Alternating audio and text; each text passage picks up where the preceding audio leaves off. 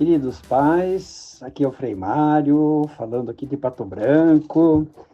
Com muita alegria que eu estou chegando perto de vocês, junto de vocês. E a cada ano a CNBB, Conferência Nacional dos Bispos do Brasil, acolhendo as sugestões dos mais variados organismos do povo de Deus, escolhe um tema e um lema para a campanha da fraternidade, com o objetivo de chamar a atenção sobre uma situação na sociedade que necessita de conversão em vista do bem comum. Em 2025, motivados pelos 800 anos que São Francisco compôs o Cântico das Criaturas, né?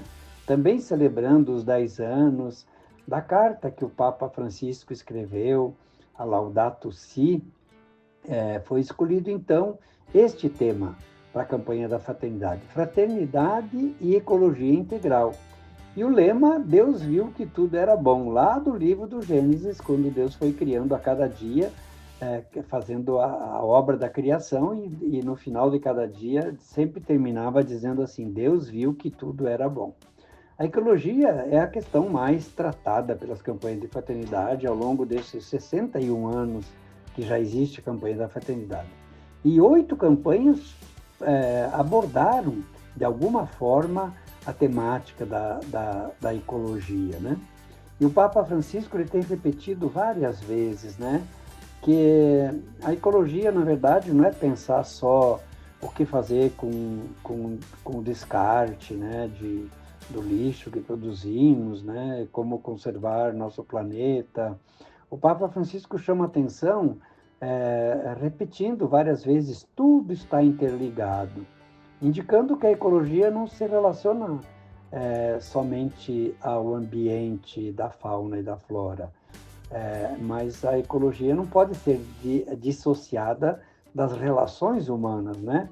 Nós somos seres em relação, criados todos no mesmo terra, né? Nossa casa comum, a terra. Então, para nós, a ecologia integral, ela é também espiritual. Nós professamos com alegria e gratidão que Deus criou tudo com o seu olhar amoroso. Então, todos os elementos materiais são bons e se orientados para a salvação dos seres humanos e todas as criaturas. Por isso, sempre encontramos esse texto no final de cada dia da criação. Deus viu que tudo era muito bom. E nesse ano de 2025, então celebrando os 800 anos do Cântico das Criaturas de São Francisco, ele, aos 44 anos de idade, depois de estar já estigmatizado, com os estigmas, sofrendo, enfermo, né? Já praticamente cego, ele não sabe se dirigir a Deus senão para louvá-lo pela beleza das criaturas. Por isso o Cântico das Criaturas: louvado seja o meu Senhor pelo irmão Sol, pela irmã Lua. Então, se Deus criou a Lua, o Sol, a água, as flores, as plantas, e Deus me criou também, então eu, com a Lua, a água, a planta, Sol, a relação minha com toda a criação é a relação fraterna. Então ele vê, São Francisco vê a tudo como irmãos, né? E nas suas últimas estrofes, né, do Cântico das Criaturas, após ter nomeado as criaturas, o pobre de Assis menciona o ser humano. Mas é interessante que, ao mencionar o ser humano, ele diz assim: sobretudo aqueles que perdoam por teu amor, os que sustentam a paz. Então a lição permanece atual, né? Nós vivemos num mundo ameaçado por tantas guerras em curso, né?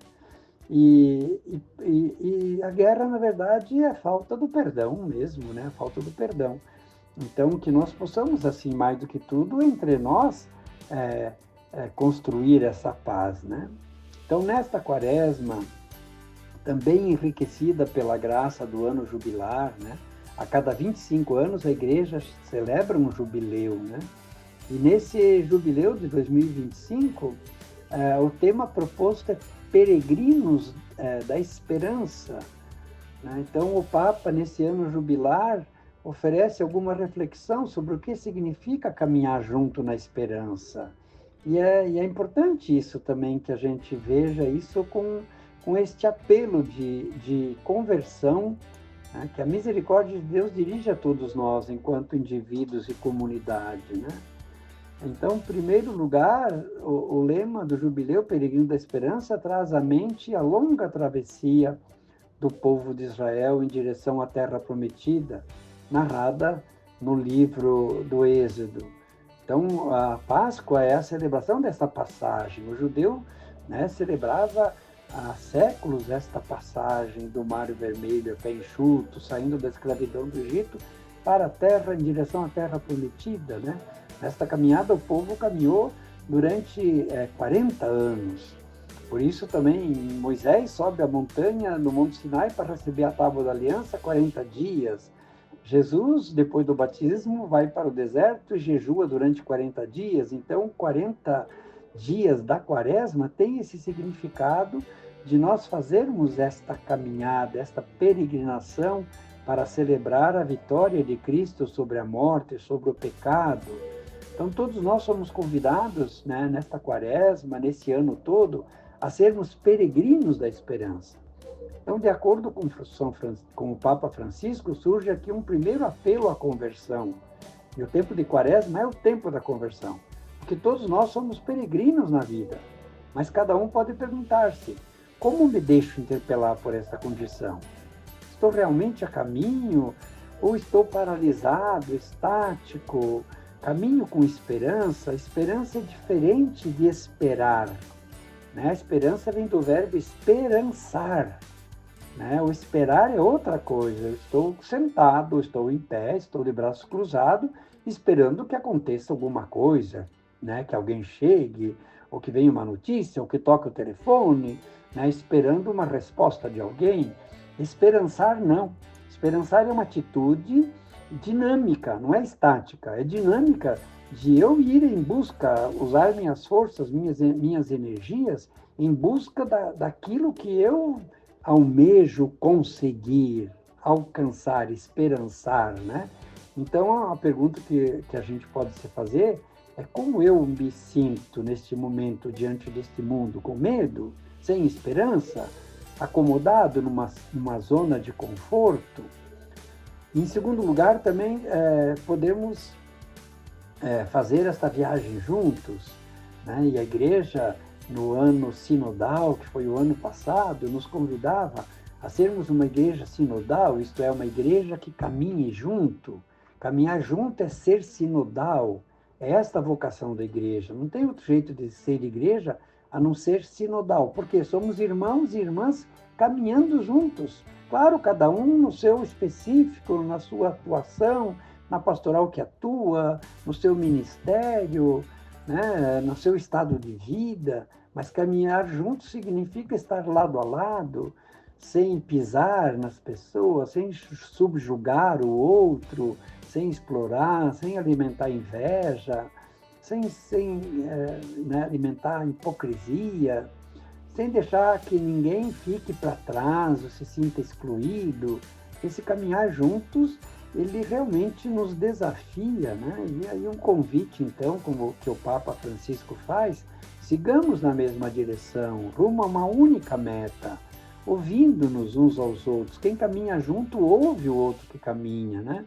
Então, ouvindo-nos uns aos outros com amor, com paciência, cada um está no seu momento, né? Em terceiro lugar, o Papa Francisco nos convida a fazer esse caminho juntos na esperança de uma promessa. Então, qual é a promessa? A esperança que não engana, diz o Papa Francisco. É a mensagem central do jubileu, do ano jubilar. Então, seja para nós um horizonte desse caminho quaresmal rumo à vitória pascal. A morte foi transformada em vitória. E aqui reside a fé e a grande esperança dos cristãos na ressurreição de Jesus. Em terceiro lugar, né, apelo à conversão, o da esperança, da confiança em Deus, na sua grande promessa, né? Estou convicto de que Deus me perdoa os meus pecados, vivo concretamente essa esperança que me ajuda a perceber os acontecimentos da nossa história, da história ao meu redor, e que ao mesmo tempo me impele a um compromisso com a justiça, com a fraternidade, com o cuidado da casa comum, garantindo que ninguém fique para trás, né? Então, caminhemos juntos na esperança, é o que recorda para cada um de nós o Papa Francisco, né?